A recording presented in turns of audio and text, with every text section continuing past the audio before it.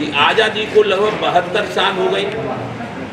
72 साल में जो कृषि प्रधान भारत था वो मुझे अब उद्योग प्रधान लगने लगा है, उद्योग प्रधान। इसलिए मेरा संकल्प है और भारतीय किसान भाइयों का संकल्प है कि भारत को कृषि प्रधान रखा जाए।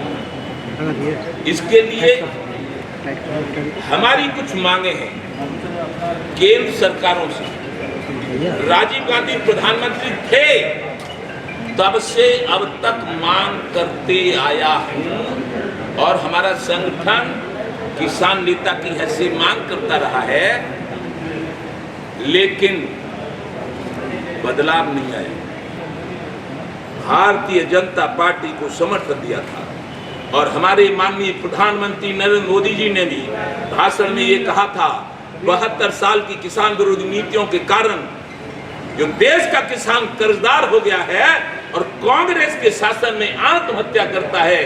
मेरी सरकार बनते ही, भारतीय जनता पार्टी की सरकार बनते ही पहली मीटिंग में संपूर्ण भारत के किसानों का कर्जा माफ कर दिया जाएगा। ये जिम्मेवारी प्रधानमंत्री ने कहा था मेरे ऊपर छोड़ो, लेकिन ऐसा नहीं हुआ तो किसान आत्महत्या करता रहा। और एक मैं क्योंकि मैं समर्थक हूं भारतीय जनता पार्टी का, इसलिए विरोध नहीं कर रहा। एक गलती और हो गई कि नोटबंदी हो गई। नोटबंदी से क्या हुआ, जिसको नुकसान हुआ होगा, लेकिन हमारे किसानों को ये नुकसान हुआ कि आलू फिका, फसल फिकी, किसानों ने आत्महत्या की। लेकिन चूंकि हमारे बाप दादे जनसंघ से लेके अब तक भाजपा के ही समर्थक रहे थे, तो हम भी ने 19 में भी फिर भाजपा का समर्थन किया, उत्तर प्रदेश की सरकार में भी भाजपा का समर्थन किया। लेकिन अब ये एक मांग कर रहे हैं किसान आयोग का गठन किया जाए। किसान आयोग में सभी किसान रहेंगे, राजनेता एक भी नहीं।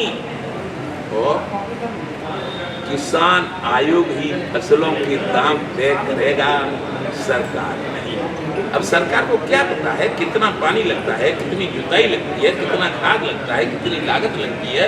और बिना लागत मूल्य और लाभांश के यदि हमारी कीमत लगाई जाएगी तो हम कर्जदार रहेंगे। कोई शराब पीकर किसान कर्जदार नहीं हो गया है।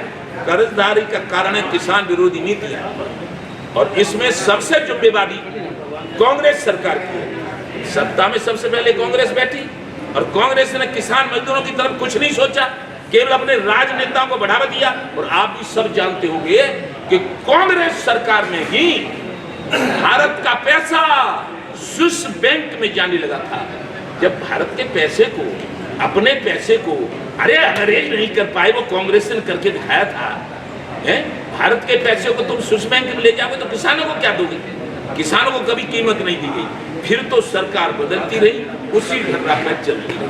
हमने तो ये समझ के भारतीय जनता पार्टी को समर्थन दिया कि अब ये बदलेंगे, लेकिन बदले अभी ये भी नहीं है। तो हम निवेदन करते हैं हाथ जोड़ के माननीय नरेंद्र मोदी जी से कि एक ऐतिहासिक कदम उठाओ और भारत के संपूर्ण किसानों का किसान आयोग गठन करके और संपूर्ण किसानों का जो 72 साल की किसान विरोधी नीतियों के कारण कर्जदार हो गया है, उस कर्जे को माफ कर दो।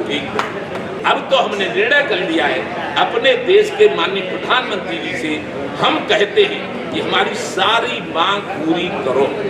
60 साल तक किसान और मजदूर आपकी सेवा करता है और 60 साल उम्र पूरी होने के बाद हम चाहते हैं एमएलए एमपीओ को हारने के बाद देश में पेंशन दी जाती है। हम चुने और वो हार जाएं, गलत काम करें तो हार जाएं, लेकिन उसके बाद भी उनको पेंशन।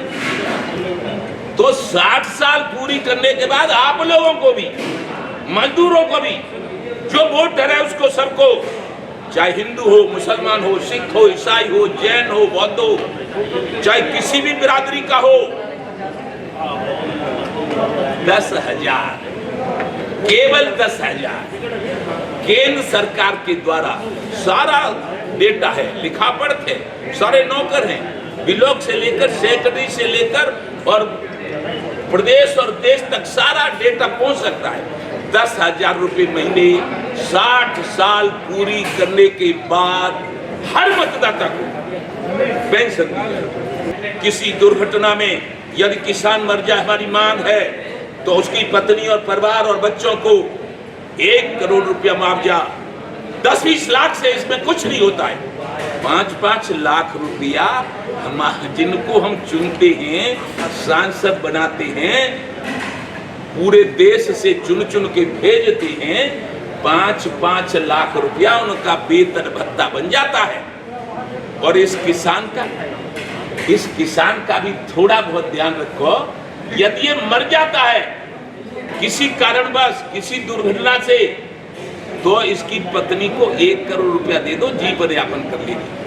और पुलिस विभाग सरकार के द्वारा बनाया हुआ होता है हर प्रदेश में, और वो डकैतों द्वारा या किसी कारणवश एक्सीडेंट द्वारा यदि मरता है तो वो पढ़ा लिखा होता है हमसे ज्यादा, इसलिए उसकी पत्नी बच्चों को 2 करोड़। ये हमारी मांग है, ये भानु प्रताप सिंह की मांग है और भारतीय किसान यूनियन भानु की मांग है। और इस तरह की मांग कोई किसान संगठन नहीं उठाता, ये हम उठा रहे हैं।